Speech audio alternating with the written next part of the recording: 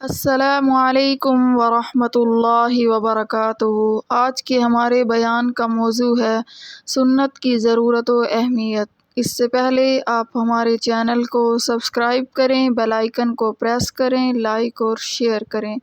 نحمدہ ونصلی علی رسولہ الکریم، اما بعد، فاعوذ باللہ من الشیطان الرجیم، بسم اللہ الرحمن الرحیم۔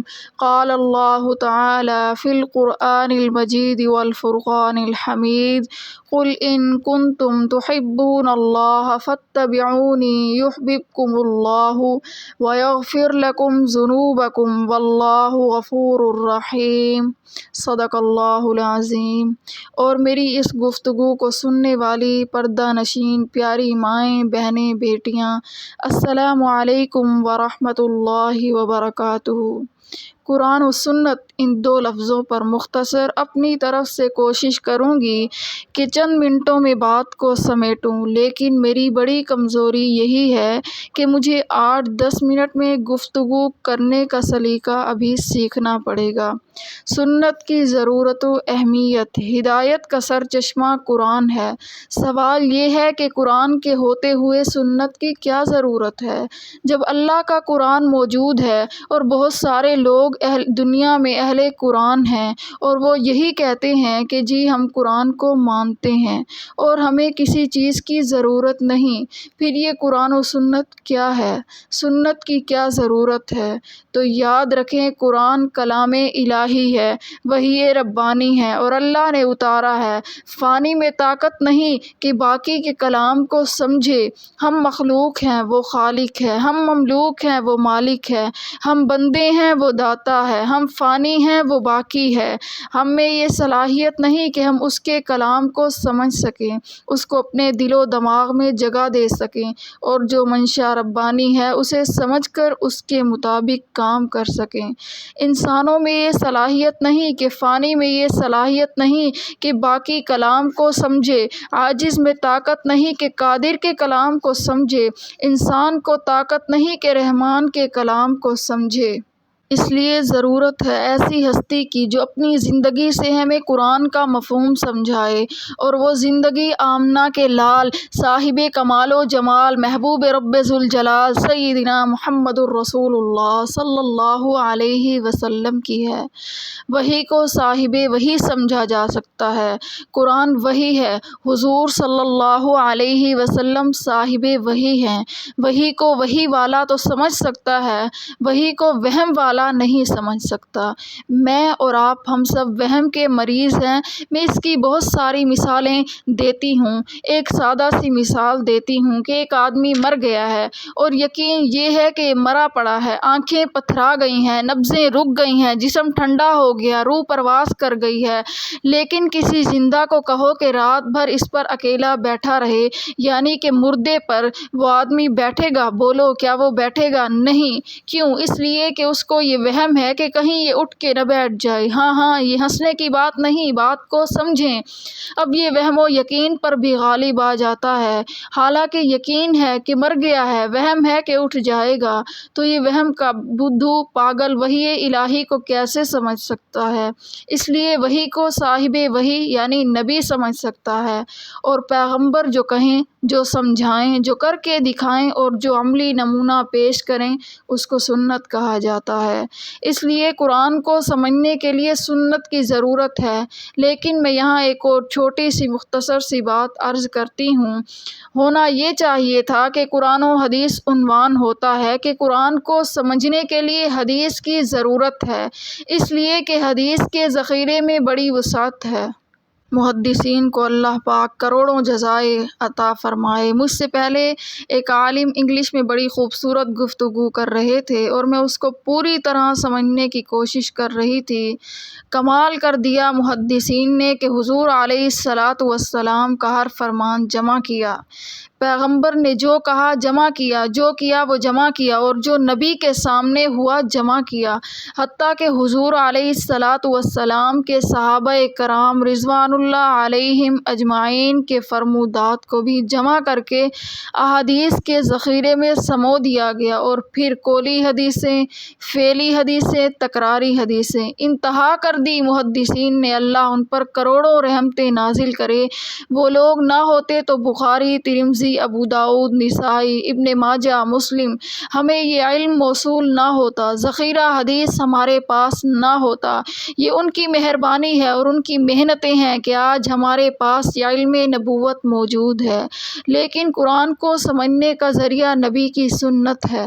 قرآن کریم کو سمجھنے کا ذریعہ نبی علیہ الصلاۃ والسلام کی سنت ہے۔ میری بات کو غور سے سنیں کہ قرآن کو سمجھنے کا ذریعہ حضور علیہ الصلاۃ والسلام کی سنت ہے۔ سارے بولیں حضور علیہ الصلاۃ والسلام کی سنت ہے۔ کیسے؟ کہ جتنا ذخیرہ حدیث ہے، اللہ کے نبی صلی اللہ علیہ وسلم جن پر وحی اتری ہے وہ ہیں صاحب وحی، ان کا ہر عمل اس قابل یوں نہیں کہ ہم اس کی اتباع کریں۔ اس لیے تو اس میں بہت سارے اعمال ایسے ہیں کہ جو پیغمبر علیہ الصلاۃ والسلام کی خصوصیات ہوتی ہیں، یعنی جتنے معجزات ہیں سب حضور علیہ الصلاۃ والسلام کی خصوصیات ہیں۔ مثلاً رسول اللہ صلی اللہ علیہ وسلم نے انگلی کے اشارے سے چاند کو 2 ٹکڑے کیا۔ عام آدمی کوئی کر سکتا ہے؟ نہیں۔ سارے کہو کہ یہ حضور علیہ الصلاۃ والسلام کی خصوصیت ہے۔ اب یہ بات حدیث میں ہے کہ رسول اللہ صلی اللہ علیہ وسلم نے چاند 2 ٹکڑے کیا، لیکن یہ سنت نہیں کہ ہر آدمی کہے، چونکہ یہ حدیث میں ہے کہ میں ٹکڑے کرتا ہوں۔ میں ایک مثال دے رہی ہوں آپ کو سمجھانے کے لیے۔ ایسے رسول اللہ صلی اللہ علیہ وسلم کی خصوصیات میں بہت ساری باتیں ہیں۔ اللہ کے نبی صلی اللہ علیہ وسلم مسجد میں تشریف لائے۔ حضرت اماں عائشہ صدیقہ رضی اللہ تعالی عنہا کہتی ہیں رات کو آرام فرما ہیں، صبح اٹھے ہیں۔ آج کا وہ ماحول نہیں۔ اس زمانے میں لوگ گھروں سے وضو کر کے آتے تھے، آپ صلی اللہ علیہ وسلم نے وضو گھر میں کیا نہیں، سیدھا مسجد میں تشریف لائے اور آ کر مصلی پر کھڑے ہو کر صحابہ کرام رضوان اللہ علیہم اجمعین کو نماز پڑھائی۔ اب یہ روایت حدیث کی کتابوں میں موجود ہے۔ شیخ الحدیث حضرت شیخ مولانا فضل الرحمان صاحب بیٹھے ہیں۔ اللہ کے نبی کا یہ عمل درست ہے، کتابوں میں ہے، انکار نہیں ہے۔ رسول اللہ صلی اللہ علیہ وسلم نے وضو نہیں کیا، نماز ہو گئی۔ صحابہ کرام رضوان اللہ علیہم اجمعین پوچھنے لگے، بلکہ جب حضور علیہ الصلاۃ والسلام گھر تشریف لے گئے تو اماں نے کہا حضور علیہ الصلاۃ والسلام آپ بھول گئے یا حکم بدل گیا ہے؟ فرمایا نہ بھولا ہوں نہ حکم بدلا ہے۔ کہا نہیں، ان 2 باتوں میں سے کوئی ایک بات تو ضرور ہے، یا آپ بھولے ہیں یا اللہ کا حکم بدلا ہے۔ آپ روزانہ وضو کر کے جاتے تھے، آج آپ علیہ الصلاۃ والسلام نے وضو نہیں فرمایا۔ فرمایا کہ ایک مسئلہ سمجھانا تھا۔ کہ کیا؟ وہ یہ کہ تم سوتے ہو، تمہاری نیند ناقص وضو ہے۔ نبی علیہ الصلاۃ والسلام جب سوتا ہے تو تنام عینائی ولا ینام قلبی، میری آنکھیں سوتی ہیں، دل خدا کی یاد میں جاگتا رہتا ہے۔ یہ نبی علیہ الصلاۃ والسلام کی خصوصیت ہے۔ میں نے اس لیے نماز پڑھائی کہ میرا وضو خطا نہیں ہوا۔ اب کوئی جاہل یہ کہے میں تو صرف حدیث پر عمل کرتا ہوں، حضور علیہ الصلاۃ والسلام نے بغیر وضو کے نماز پڑھائی۔ رسول اللہ صلی اللہ علیہ وسلم نیند سے اٹھے، وضو نہیں کیا، میں بھی ایسے پڑھاؤں؟ اب یہاں پر بڑے بڑے علماء بیٹھے ہیں، حالانکہ وہ حدیث پر عمل کر رہا ہے، اس لیے یہ ساری حدیثیں سنت کے درجے کی نہیں۔ سنت اس عمل کو کہتے ہیں کہ امت میں تو تواتر کے ساتھ چلے۔ اب وقت بالکل محدود ہے، میں نے 10 منٹ میں بات سمیٹنی تھی، اب میں وہ سمیٹ نہیں رہی، لیکن میں کوشش کرتی ہوں کہ آپ کے سامنے ایک آدھی بات اور عرض کر دوں۔ اللہ کے نبی صلی اللہ علیہ وسلم کی یہ خصوصیات اس لیے ہیں کہ حضور علیہ السلام انسانوں میں سے انسان ہیں، انسانوں جیسے انسان نہیں۔ پسینہ اس لیے آیا کہ انسانوں میں سے ہیں، اور ہر آدمی کے پسینے میں بدبو، رسول اللہ صلی اللہ علیہ وسلم کے پسینے میں کستوری سے زیادہ خوشبو اس لیے ہے کہ انسانوں جیسے انسان نہیں ہیں۔ رات کو سوئے اس لیے ہے کہ انسانوں میں سے انسان ہیں، تم بھی سوتے ہو، ہم بھی سوتے ہیں۔ رسول اللہ صلی اللہ علیہ وسلم جبرائیل کی طرح فرشتے تو نہیں کہ نہ سوئیں، انسان ہیں اس لیے سوئے ہیں، لیکن ہر سونے والے کا وضو ختم۔ نبی سو کر اٹھے ہیں، وضو میں فرق نہیں آیا کہ یہ تیری میری آنکھیں بھی سوتی ہیں، دل بھی غافل ہوتا ہے۔ رسول اللہ صلی اللہ علیہ وسلم کی نگاہ سوتی ہے، دل خدا کی یاد میں جاگتا ہے۔ اب ذرا بات کو آگے سمجھیں۔ معیار سنت عمل صحابہ کرام رضوان اللہ علیہم اجمعین ہے۔ اب یہ کیسے پتہ چلے کہ ان میں سے کون سا عمل امت کے لیے ضرورت ہے اور امت کے لیے نمونہ ہے؟ چونکہ ساری باتیں حدیث میں ہیں، آپ صلی اللہ علیہ وسلم کے افعال بھی حدیث میں ہیں، اقوال بھی حدیث میں ہیں، تکرار بھی حدیث میں ہے، حضور علیہ السلام کے معجزات بھی حدیث میں ہیں، خصوصیات بھی حدیث میں ہیں، تفردات بھی حدیث میں ہیں، کتب احادیث میں سب حدیثیں موجود ہیں۔ اب یہ کیسے پتہ چلے کہ ان میں سنت عمل کون سا ہے؟ تو اس کا معیار ایک حضور علیہ السلام نے سکھایا۔ توجہ چاہوں گی، فرمایا میری حدیث کو سمجھنے کے لیے میرے یاروں کے عمل کو دیکھ لو۔ علیکم بسنتی و سنت الخلفاء الراشدین، جو کام میں کروں اور میرے بعد میرے یہ یار کریں اس کو سنت اور دین سمجھنا، میں کروں اور یہ نہ کریں اسے تم دین نہ سمجھنا، وہ میری خصوصیت ہوگی، امت کی ضرورت نہیں ہوگی۔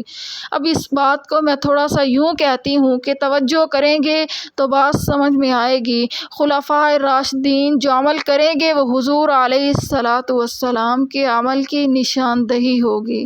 مثلا یہ کہ رمضان المبارک کا مہینہ آ رہا ہے۔ کون سا مہینہ آ رہا ہے؟ رمضان المبارک کا۔ اس میں ہم سب روزہ بھی رکھیں گے، تراویح بھی پڑھیں گے، اور اب یہ جو ہم تراویح پڑھیں گے پورا مہینہ پڑھیں گے یا صرف 3 دن پڑھیں گے؟ حدیث میں 3 دن کا ذکر ہے۔ حضور علیہ السلام نے با جماعت صرف 3 دن تراویح پڑھی، تو ہم سنت پورا مہینہ سمجھتے ہیں یا صرف 3 دن؟ پورا مہینہ یہ عمل خلفاء راشدین نے بتایا، حضرت عمر رضی اللہ تعالی عنہ نے بتایا ہے۔ اسی طریقے سے 20 رکعت با جماعت اہتمام کے ساتھ بلا ترتیب الحمد سے والناس تک صحابہ کرام رضوان اللہ علیہم اجمعین کا عمل ہے۔ تو حضور علیہ السلام کی سنت کو سمجھنے کا ذریعہ صحابہ کرام رضوان اللہ علیہم اجمعین کا عمل ہے۔ اب پورا مہینہ پڑھو، سارا قرآن پڑھو، با جماعت پڑھو، بلا ترتیب پڑھو، تو سمجھ لو کہ تم نے حضور علیہ السلام کی سنت کو زندہ کیا ہے۔ ایسے ہی جمعے کی اذان 1 دیتے ہو یا 2، یہ دوسری اذان حضرت عثمان غنی رضی اللہ تعالی عنہ نے شروع کر دی تھی۔ اب یہ قیامت تک امت میں سنت ہے، اس لیے کہ خلفاء راشدین کا عمل ہے، اور جب کسی عمل کو کوئی خلیفہ شروع کرے دوسرے خلیفہ کو بھی حق نہیں کہ وہ اسے ختم کر سکے۔ حضرت عمر رضی اللہ تعالی عنہ کے عمل کو حضرت عثمان غنی نے بھی ختم نہیں کیا، اور حضرت عثمان غنی کے عمل کو حضرت علی نے ختم نہیں کیا۔ اور حضرت علی پر ایک بات کہہ کر ختم کرتی ہوں، چونکہ ہم مسجد علی کے پروگرام میں امت مسلمہ کے بڑے جج حضرت علی رضی اللہ تعالیٰ عنہ ہیں۔ حضور علیہ الصلاۃ والسلام نے ارشاد فرمایا، اقضاہم علی، میری امت کا جج حضرت علی ہے۔ تو جج کے پاس آدمی تب جاتا ہے جب جھگڑا ہو، اگر اتفاق ہو تو جج کے پاس جانے کی ضرورت نہیں۔ اب میں بتاتی ہوں، مثلاً جھگڑا ہو گیا، ناراض نہ ہونا، یہ لڑانے کی بات نہیں کر رہی، میں صرف امیر کے فیصلے کی بات کر رہی ہوں کہ جی رمضان آ رہا ہے، ہم 8 رکعتیں پڑھیں یا 20۔ تو جج نے کہا کہ حضرت علی نے حکم دیا ہے کہ 5 تراویح پڑھائے، اور ایک تراویح 4 رکعتوں کا ہوتا ہے، اور 4 کو 5 سے ضرب دو، تو فرمایا ہم 20 رکعتیں تراویح پڑھتے تھے۔ حضرت علی رضی اللہ تعالیٰ عنہ نے یہ فیصلہ کیا۔ نبی کا گویا پابند کردہ جج ہے، اس کا فیصلہ یہ ہے کہ تراویح کی سنت 20 رکعت ہے۔ اب جج کے فیصلے کو اہل سنت تو مانیں گے، جو نہیں مانتا اس کا شمار اہل سنت میں سے نہیں ہو سکتا۔ ایسے ہی ہم اس جج کے پاس گئے، مثال کے طور پر کسی نے کہا کہ جی میں ہاتھ سینے پر باندھوں یا ناف پر باندھوں یا ایسے کھڑا ہو جاؤں، بعض لوگ پہرا بھی دیتے تھے نا۔